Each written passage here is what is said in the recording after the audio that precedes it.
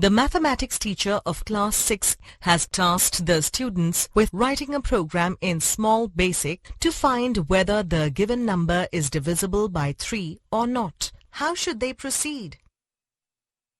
First of all, open the Small Basic application. Type the program code. To display a message, type text window.write, opening parenthesis, double quotes, enter a number, double quotes closed, closing parenthesis. Now type number equals to text window.read number, opening parenthesis, single space, closing parenthesis, to enter a number and assign it to the variable number.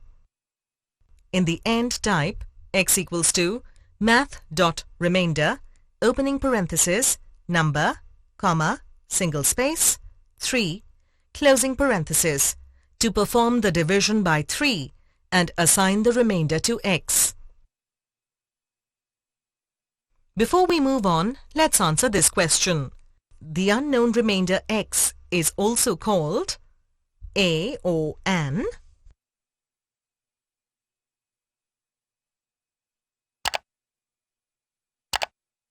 Now let's check whether the remainder is divisible by 3 or not.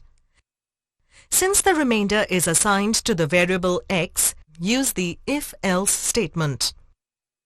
Type the following code. If, in brackets, x is equal to 0, then text window.writeLine, opening parenthesis, double quotes, it is divisible by 3, double quotes closed, closing parenthesis. Else, text window.writeLine, opening parenthesis, double quotes, it is not divisible by 3, double quotes closed, closing parenthesis. Finally type end if to end the if-else statement. Save the program. Finally, click on Run to run the program. You will notice that a black window appears where you can type the number. If the entered number is divisible by 3, you will see the output as it is divisible by 3.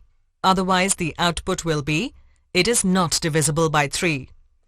Hooray! We have completed the given task.